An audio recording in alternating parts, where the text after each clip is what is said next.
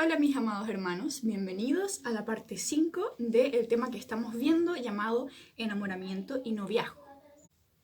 Entonces hoy vamos a ir un poco más allá y vamos a ver quién será la persona indicada para tener una relación amorosa. Obviamente para cada persona va a ser una persona distinta, ¿no es cierto? No podemos todos tener una misma pareja, eso sería totalmente malo. Así que bueno, vamos a ir viendo algunos muy buenos ejemplos de matrimonios, de parejas ejemplares en la Biblia, y también vamos a ver otras que no son tan ejemplares y que debemos aprender de los errores de estas personas y no seguir su ejemplo. Así que vamos a comenzar con el buen ejemplo. Y antes, obviamente, vamos a tomar un momento ahora para orar, ya que es el Señor el que quiero que me guíe y que es Él quien quiere hablarles a ustedes y también a mí. Mientras hablo y también mientras preparaba este tema, el Señor quiere hablarme y el Señor quiere hablarte a ti. Así que inclinemos nuestros rostros y pidámosle al Señor que sea Él el que nos guíe. Señor, te doy gracias por este día nuevo de vida, Señor. Gracias porque tú nos permites reunirnos de forma online. Gracias, Padre, porque tú has sido tan bueno, tan fiel, Señor. Tú permaneces fiel sin importar las circunstancias, Padre. Tú no cambias. Eres el único que no cambia. Te damos gracias, Padre, porque estás con nosotros y te rogamos que en este momento, Señor, tu Espíritu Santo nos guíe, Señor, a entender tu palabra, a poder interpretarla correctamente, Señor, con tu Espíritu Santo, y a poder aplicarla a nuestra vida, Señor, poder obedecer tus mandamientos y ser sabios en nuestra vida. Todo esto te lo rogamos en el nombre del Señor Jesús. Amén. Ya, hermanos, vamos a ir a Génesis 24. El capítulo de Génesis 24 igual es bastante largo, tiene 67 versículos, pero a pesar de lo largo que es, les pido que si no conocen la historia de Isaac y Rebeca, de cómo ellos se conocieron y se casaron finalmente, les hice spoiler, perdón. Si no conocen la historia, por favor pongan pausa al video y lean Génesis 24 completo, de verdad creo que va a ser una gran bendición. Pero si es que lo leyeron hace poco y se acuerdan de la historia, entonces sigamos viendo y vamos a fijarnos en algunos versículos en particular.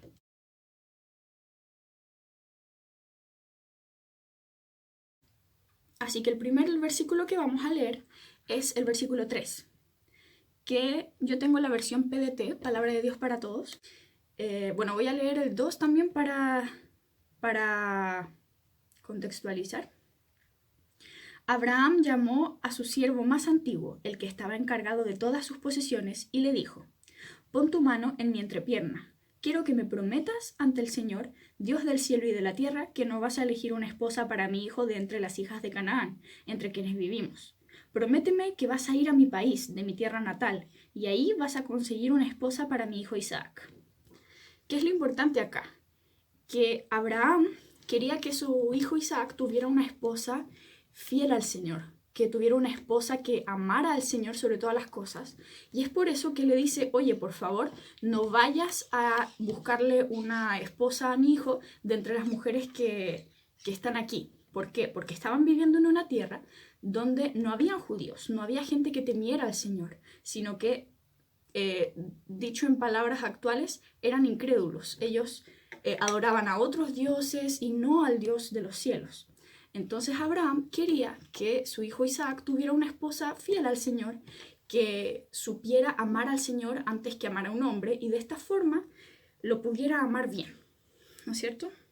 Y esto es súper importante y es lo primero que tenemos que tener en cuenta, que si tú estás buscando una pareja ideal, lo primero que tiene que tener esa persona es que tiene que amar al Señor con todo su corazón, con todas sus fuerzas, con toda su mente. Tiene que realmente el Señor ser lo primero en su vida y obviamente lo primero en tu vida también.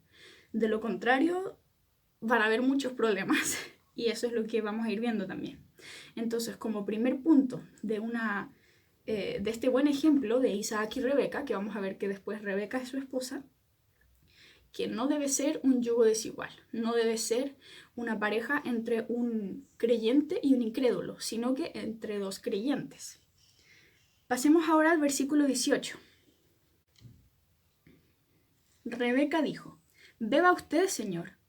Rápidamente bajó su cántaro y sosteniéndolo con su mano le dio para que tomara. Cuando terminó de darle a él, ella dijo: «También les daré agua a sus camellos, hasta que beban todo lo que quieran». Rápidamente desocupó su cántaro en el bebedero y corrió a la fuente a traer más agua y le dio de beber a todos los camellos. Leí hasta el versículo 20.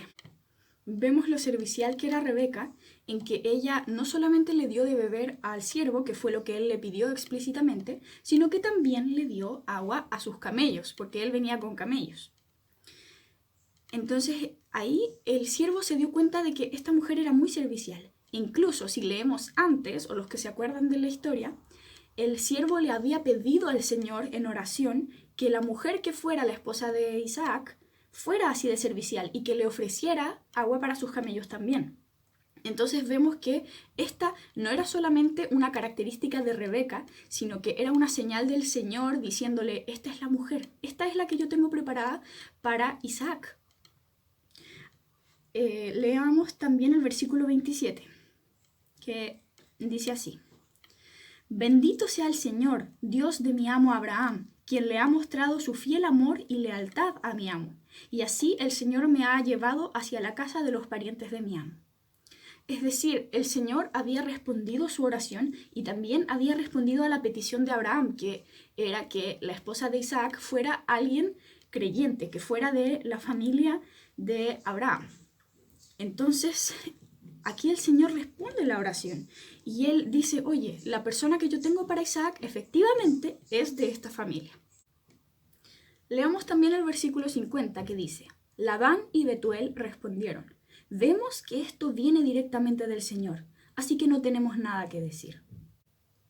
Esto es sumamente importante, que vemos que el Señor fue el que arregló todo esto, fue el que puso las circunstancias exactas que eran necesarias para que Isaac y Rebeca fueran esposos finalmente, porque ellos ni siquiera vivían en el mismo lugar, no vivían tan cerca.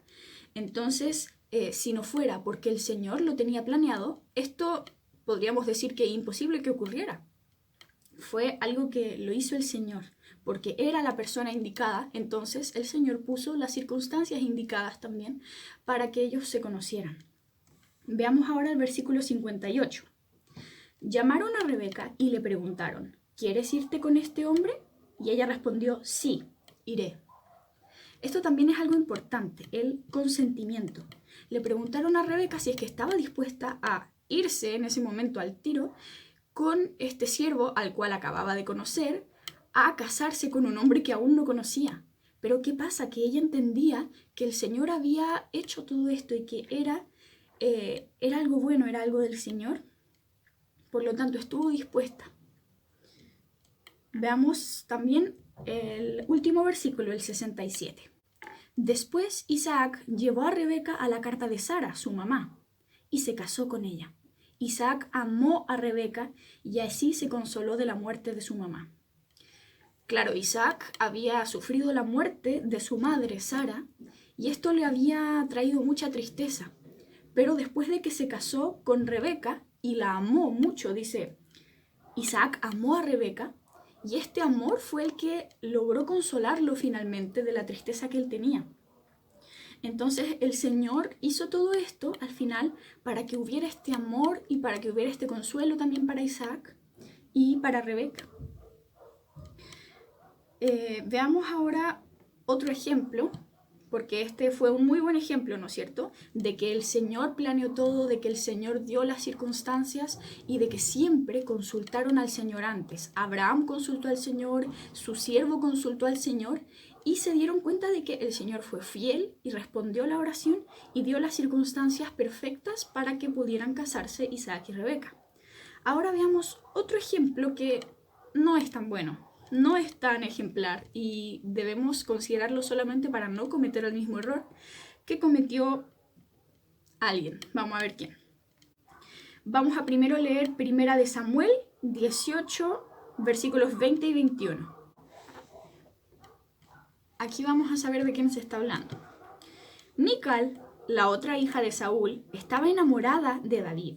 Y cuando Saúl lo supo, le agradó la noticia y pensó: atraparé a David por medio de Mical, se la daré en matrimonio y luego dejaré que los filisteos lo maten. Así que Saúl habló con David de nuevo. Puedes casarte con mi hija hoy mismo.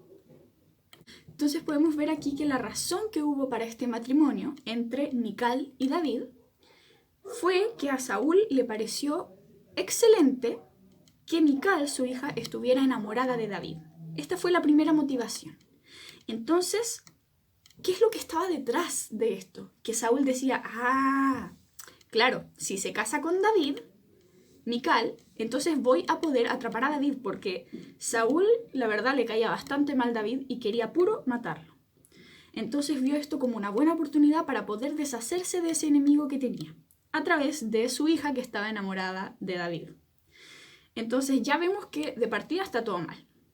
De partida, este matrimonio iba a honrar a Dios, iba a traer algo bueno. No, porque las circunstancias de partida ya no eran las que veíamos en el otro caso, por ejemplo, de consultar al Señor, de querer honrar al Señor, de no buscar a alguien no creyente, sino que fuera alguien que pudiera amar de verdad, porque conociera el amor del Señor y tener un matrimonio bueno, con amor. Pero aquí vemos que el único punto a favor, entre comillas, era que Mical estaba enamorada. ¿Pero David lo estaba? No lo dice, al menos aquí. Pero había una intención mala, malévola detrás de parte de Saúl, que quería atrapar a David. Ahora leamos 2 de Samuel 6 y vamos a leer los versículos 16 y 20 al 22, que continúa esta historia.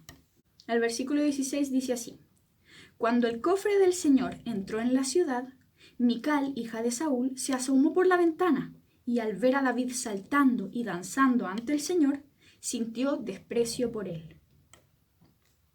Ahora los versículos 20 al 22, que fue a lo que llevó este desprecio que Mical comenzó a sentir. ¿Se acuerdan que ella estaba enamorada de David? Bueno, ahora, al ver una situación que a ella le desagradó, comenzó a despreciar a su esposo. Así que voy a leer los versículos 20 al 22.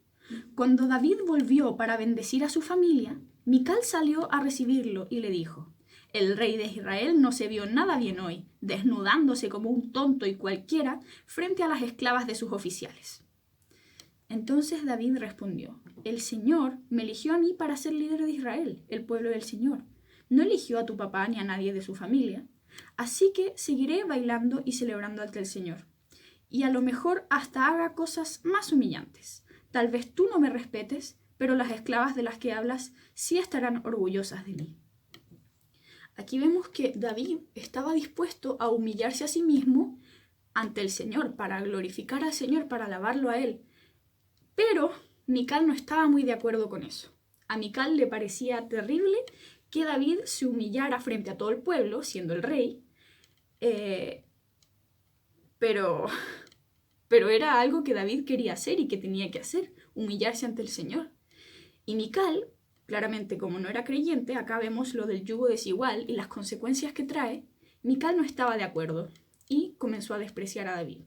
Incluso lo humilló él, lo trató mal y le dijo: ay, claro, tú, rey, humillándote ante las esclavas. Tal vez también sentía celos ahí. Entonces, este es un ejemplo que no es la idea a seguir, ¿ya? Vimos desde el principio que habían señales que indicaban que no iba a ser un matrimonio que glorificara al Señor. ¿Por qué? Porque Mical no honraba al Señor y David sí lo quería hacer. Ahora, pensando en nosotros, ¿cuál será la persona ideal para que nosotros podamos casarnos algún día, si así Dios lo permite, y formar un matrimonio y una familia que honre al Señor y que glorifique al Señor? Porque esta es nuestra meta, glorificar al Señor con toda nuestra vida. Y entonces nuestro matrimonio no puede ser la excepción. Tenemos que casarnos con alguien que honra al Señor. Insisto, si es que nos casamos, ¿ya? No es obligación casarse, tranquilos. Así que vamos a ver cómo debe ser la persona ideal. Vimos que el primer punto y el más importante es que sea alguien que honre al Señor, que sea servicial como Rebeca, que sea obediente al Señor como David, que sea esclavo de Jesucristo, que sea siervo de Jesucristo, que esté dispuesto a humillarse ante el Señor que no le obedezca más a su propio orgullo o a sus propios deseos que al Señor. El Señor es lo más importante. Así que eso es lo primero que debemos pensar, ¿ya? Además, leamos en Marcos 10 los versículos 6 al 9. Acá hay otra característica que debe ocurrir, ¿ya? Dice así: pero en el comienzo de la creación, Dios hizo al hombre y a la mujer. Por eso el hombre dejará a su papá y a su mamá para unirse a su esposa, y los dos serán un solo ser. Así que ya no son dos, sino uno solo. Por lo tanto, lo que Dios ha unido, que ningún ser humano lo separe. Es interesante aquí, lo que Dios ha unido. O sea, ¿quién es el que une el matrimonio? No es nada más, nada menos que Dios. Es Dios mismo el que tiene que hacer que la situación se dé para que un hombre y una mujer finalmente se casen, se amen, puedan honrar al Señor. Entonces tenemos que ser guiados en todo por el Señor. La oración no puede faltar, la palabra de Dios no puede faltar. Tenemos que fijarnos en qué es lo que el Señor quiere para nuestras vidas y así saber si es que es la persona indicada o no. ¿Ya? Eso es lo segundo. Y lo tercero, que es algo que ya hemos visto, es que tanto tú como la persona con la que vas a pololear o casarte debe estar lista para una relación. No puede ser en cualquier momento que a ustedes se les ocurra o se les dé la gana. No, porque así es como el mundo se comporta, por impulsos, por sus propios deseos, siguiendo su corazón, como dicen por ahí. Pero nosotros, ¿a quién debemos seguir? A Dios, a la voluntad de Dios, la palabra de Dios, porque Él es sabio y quiere lo mejor para nosotros. Entonces, seguirlo a Él es lo más importante. ¿Ya? Ambos deben estar listos para una relación antes de comenzarla. O si no, va a ser muy difícil. Y por último, que haya amor recíproco. En Mical y David vimos que probablemente no había amor recíproco. En cambio, en Isaac y Rebeca, Isaac clamó y dice que Rebeca, incluso antes de conocerlo, estaba dispuesta a ir a casarse con él. Por lo tanto, algo había ahí. Obediencia al Señor y confianza en que Él hace todo. El Señor es el que deja todo listo, perfecto, y nosotros solamente tenemos que obedecerlo, seguirlo. Así que es importante que haya amor recíproco antes de pensar en casarme con alguien. No basta con que yo ame a alguien, esa persona también tiene que amarme a mí. Pero antes, esa persona tiene que amar a Dios y yo tengo que amar a Dios. Y así vamos a aprender a cómo amar realmente a una persona, cómo amar bien. Bueno, eso es todo por este tema, que es quién es la persona indicada para mí. Pero ahora vamos a ver otra cosa que está relacionada con el enamoramiento, por supuesto, que es el tema que estamos viendo, pero no tanto con lo que acabamos de hablar, ¿ya? Está más relacionado con algo personal, con algo íntimo, y que es cuando una persona nos rompe el corazón. Por ejemplo, puede ser por rechazo o por indiferencia o traición incluso. Pueden pasar muchas cosas que a nosotros nos duelan y nos hagan sentirnos decepcionados. Entonces vamos a ver qué hacer en el caso de que sintamos que nuestro corazón está roto, que alguien traicionó nuestra confianza o que alguien no correspondió nuestro amor o que alguien no nos hizo sentir valiosos. Hay muchas cosas. Entonces veamos.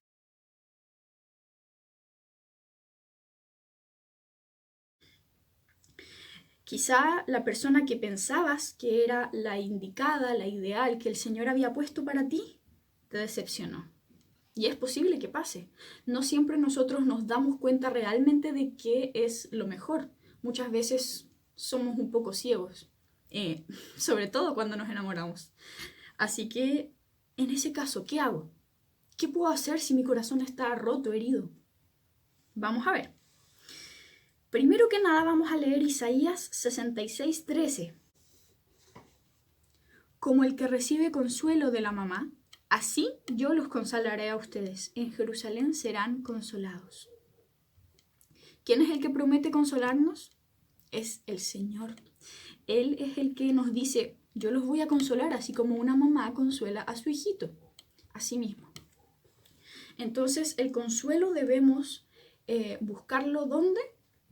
en el Señor, en Cristo, en su amor. Él es el único que realmente puede restaurar nuestro corazón, ¿ya? También leamos 2 Corintios 1, 3 y 4. Bendito sea el Dios y Padre de nuestro Señor Jesucristo, Padre misericordioso y Dios que siempre nos da consuelo. Dios nos consuela en todos nuestros sufrimientos para que también nosotros podamos consolar a quienes sufren, dándoles el mismo consuelo que recibimos de Él. Acá hay dos cosas importantes. Una, que es la que ya vimos, que Dios es el que da consuelo. Dios nos consuela, ¿no es cierto? Y otra cosa, que cuando nosotros somos consolados por el Señor, también podemos consolar a los demás cuando están sufriendo. Y esto es hermoso. Y esa es la segunda cosa que quiero decir sobre el consuelo, que es bueno buscar apoyo en nuestra familia, en la iglesia, en nuestros amigos, que cuando estamos desconsolados y necesitamos ese consuelo, ese apoyo de alguien, busquemos al Señor primeramente, pero también busquemos a las personas que nos aman, que nos tienen cariño y que no porque una persona nos haya decepcionado significa que todos lo harán, ¿ya?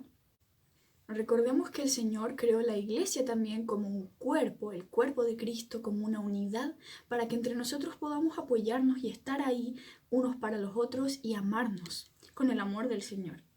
Leamos también Gálatas 6:2, que dice: ayúdense cuando se encuentren en problemas, pues así estarán cumpliendo la ley de Cristo. El Señor quiere que nos ayudemos unos a otros. Por lo tanto, en momentos dolorosos, en momentos difíciles, no tengas miedo de pedir ayuda porque la necesitamos. Leamos también Eclesiastés 4, 9 al 12. Más valen dos que uno, pues trabajando unidos les va mejor a ambos. Si uno cae, el otro lo levanta. En cambio, al que está solo le va muy mal cuando cae, porque no hay quien lo ayude. Si dos se acuestan juntos, se darán calor, pero si alguien duerme solo, no habrá quien lo caliente. Uno solo puede ser vencido, pero dos se defienden mejor. Es que la cuerda de 3 hilos no se rompe fácilmente.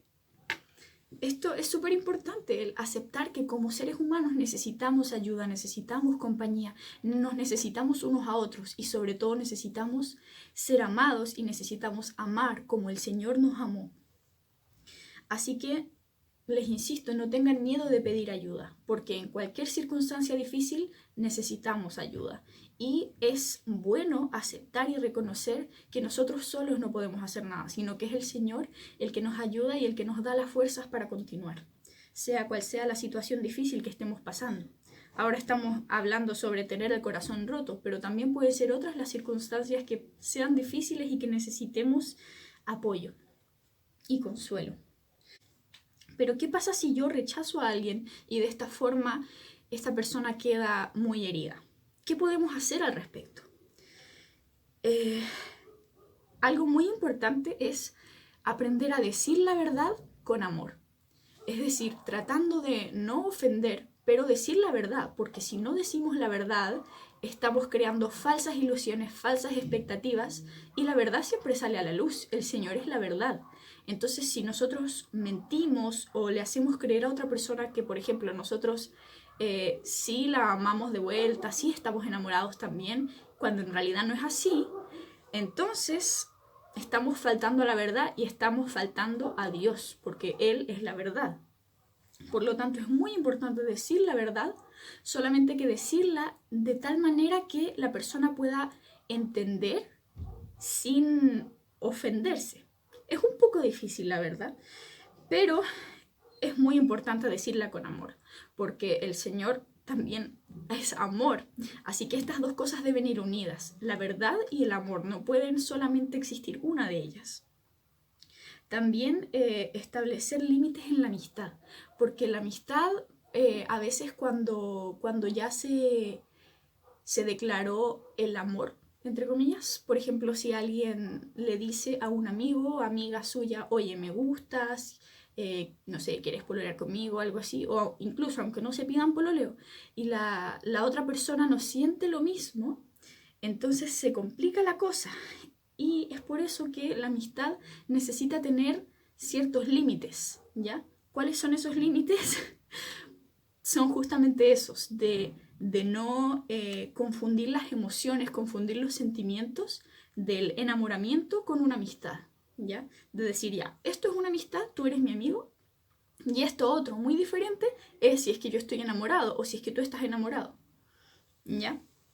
Entonces es súper importante no dar falsas ilusiones. Pero también algo que activamente nosotros podemos hacer cuando le rompemos, ya sea a propósito o sin querer, le rompemos el corazón a otra persona, es orar por ella, orar por él. Porque lo que más esa persona va a necesitar es el consuelo del Señor. Pero por favor, no caigamos en tratar de consolarlos nosotros, porque ahí más se van a confundir las cosas.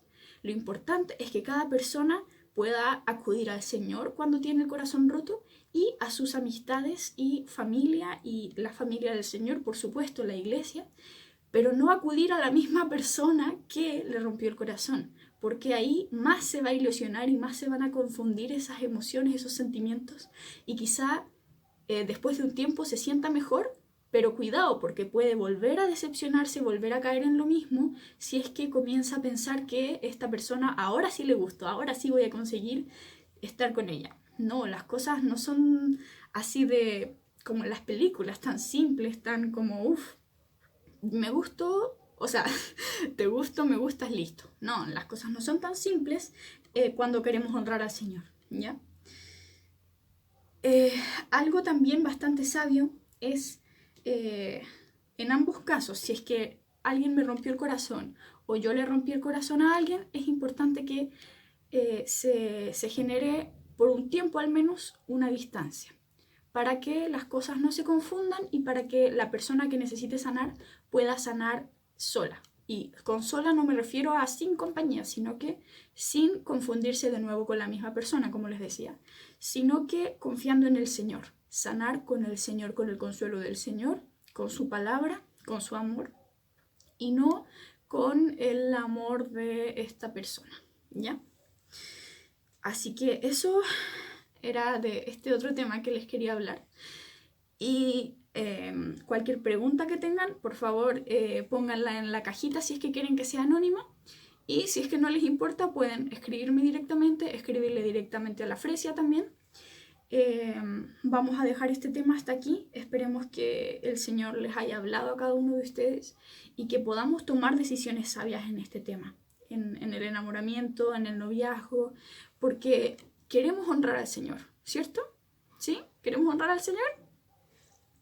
Espero de verdad con todo mi corazón que cada uno de ustedes tenga ese anhelo, ese deseo de honrar al Señor, de glorificar al Señor, tanto con su vida de solteros, también con su noviazgo, si es que algún día tienen, también con su matrimonio, si es que algún día tienen, que toda su vida gire en torno al Señor, porque así vamos a poder glorificarlo y vamos a poder ser felices, porque eso, ser feliz, es una consecuencia de glorificar al Señor, ¿ya? No es un fin en sí mismo, no es que busquemos nosotros ser felices, sentirnos bien todo el tiempo, porque no es lo más importante es el Señor. Y cuando lo más importante es el Señor, entonces todo lo demás viene por añadidura, así como también sentirnos completos, sentirnos felices, ¿ya? Vamos a orar pidiéndole al Señor que todo esto que hablamos pueda quedarse en nuestros corazones y que podamos aplicarlo a nuestra vida, ponerlo en práctica, obedecer a su palabra y también amarnos unos a otros como iglesia. Cuando vemos que alguien está pasando, por ejemplo, por una situación complicada en lo amoroso o en lo sentimental, estar ahí para esa persona, consolarla y orar por ellos, ¿ya? Oremos ahora.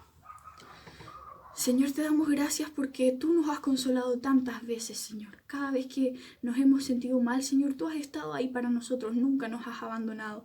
Gracias por ese maravilloso consuelo, Señor.